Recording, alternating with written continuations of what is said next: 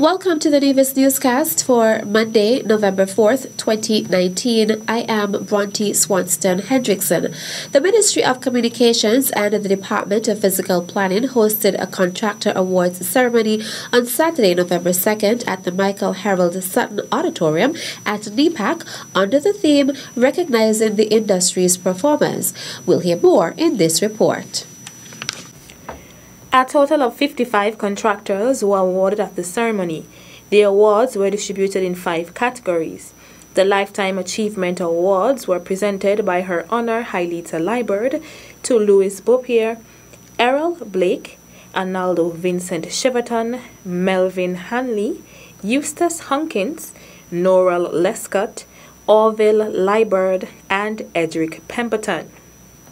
Excellence Awards were presented to Earl Body, Egbert Clark, Donald Daniel, Oris Elliott, Clive Evelyn, Ellerton France, Rinaldo Hanley, Meredith Hendrickson, Edmund Jeffers, Elroy Jeffers, Myron Jeffers, Aubrey Jones, Urban Jones, Theophilus Kelly, Roy Liburd, Alison Liburd, Jonathan Liburd, Austin Manners, Norman Maynard, Livingston Mills, Valentine Mills, Bertin Mintus, Anthony Nisbet, Elman Nisbet, Ralph Otley, Patrick Pemberton, Stedroy Pemberton, Steve Reed, Eric Stapleton, Jasper Stapleton, Orville Storrod, Keithley Truss, Desmond Walters, Philip Walters, Noel Watts, Eugene Carlos Williams, Euclid Williams, Hewlett Williams, and James Williams.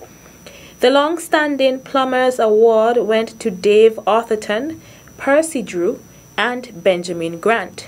Long-standing Electricians Awards went to Aldane Daniel and Spencer Pinney. Posthumous awards were presented to Martin Cromwell, Leroy Lescott, and Greville Weeks. The profiles of each awardee was read stating their accomplishments over the years. Minister of Communications, the Honorable Spencer Brand, in delivering remarks, outlined some of what he hoped to be introduced to the profession. It is my wish also that you, the players in this noble industry, would join yourselves together to form and organize a powerful association, to partner with the public sector to bring opportunities, benefits, and standards for the membership and the country as a whole. Furthermore, I wish that the industry moves on a path toward more training and development with certification. This would include on-the-job training, working with trained agencies, and emerging in other capacity building exercising. The emphasis on training, on development, and becoming certified in the industry cannot be overstated. Minister Brand thanked the contractors for their sterling contributions to society. We salute you for your sterling contribution to the sector and to building of our society and to the Nevisian economy as a whole. You have made it possible to improve the standard of living of all the Nevisian household by providing roof over our heads and making it possible for all homes to have access to various amenities we often take for granted, such as water, electricity, bathroom, and toilet facilities.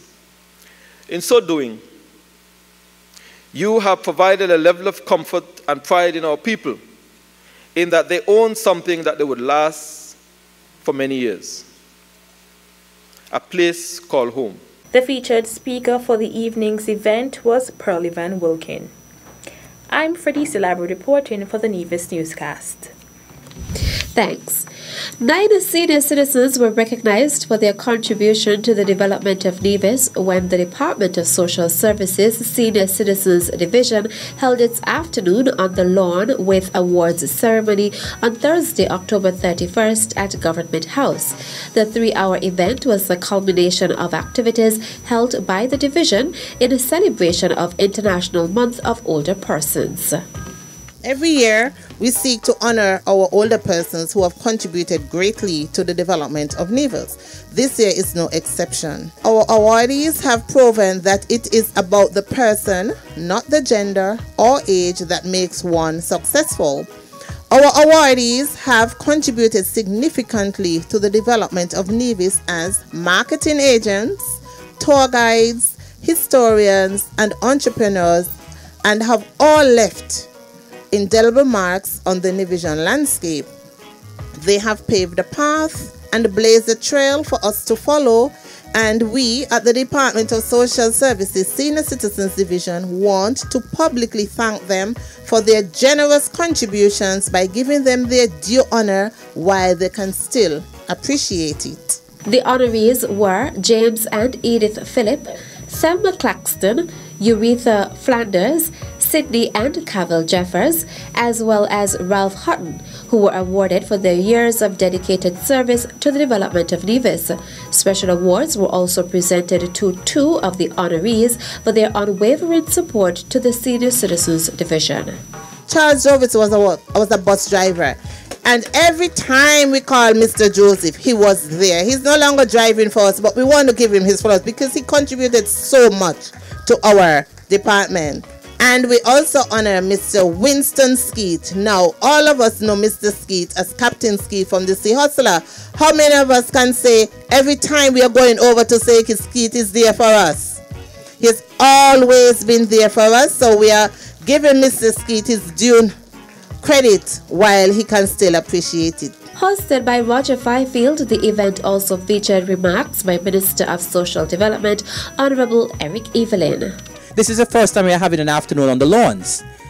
I could remember when we went over to the Heritage Village, and at the afternoon tea, we have gone to occasion several times for the gala, and we wanted to do things a little differently this year. And so we are so happy that Her Honor would have seen it fit to give us the permission to be here to use her picturesque grounds this afternoon. It's a pity that Seniors Month had to come to a close so quickly. But you know, the activities will continue. And so congratulations to all of the organizers of the different activities. Congratulations to you, the seniors, for being our partners, for being there with us. And we will continue as an administration and as a department to ensure that you are well looked after. Also among those present were Deputy Governor General Her Honor Hailita Liburd, as well as Miss Nevis Senior 2019 Idella Wallace. On Friday, November 1st, students of the Ivor Walters Primary School received science equipment from the Ross University School of Veterinary Medicine on St. Kitts for placing first in the Sustainable Development category and first overall in the science fair held earlier this year. Senior lab technician at the university, Patrice Bernier, spoke on the importance of the science fair. This year we hosted our first Sustainable Development Science Fair, where the Ivor Walters Primary won first place and prizes in the sum of $1,200. We just want to encourage all schools across the Federation and right here in Nevis to participate in our upcoming events. Next year we will have a similar event. I can't say yet if it will be a Sustainable Development Science Fair, but our whole purpose for these events is to encourage the mind of young scientists and to inspire them to go into the field of science, become our future doctors, nurses, lab technicians, ultrasound technicians, x-ray technicians, dentists, so much they can do in our field. So we are just here to encourage them and to give whatever resources we can to the schools to encourage that growth in them. Accepting on behalf of the Ministry of Education as well as the Ivor Walters Primary School was Permanent Secretary Kevin Barrett. You have done exceptionally well. And when you do well, we believe that you deserve whatever reward you get. And indeed, you have a whole table full of science equipment and resources that two of your students, well, in fact, not only two, but you had two individuals who represented you in the science fair. But the congratulations and the reward comes to every one of you. The teachers, especially Mrs. Lowe, and the principal, and all of you, you are going to benefit from Ross University's prizes and donations that they have brought here today. And on behalf of the Ministry of Education, the Department of Education, and all those involved in anything having to do with education at Nevis, we want to say a very big thank you to Ross University. The principal of the school also expressed her gratitude to the university for the various equipment, including magnifying glass, chemistry set, sundial kit, and more. The two winning participants, Light Brown and Nevroy Manners, would have received their personal winnings earlier this year in a brief ceremony at the school. A number of personnel from the university were present at the presentation ceremony. Still to come, Joyce and Liburd Primary School hosts staff retreat. The details after this break.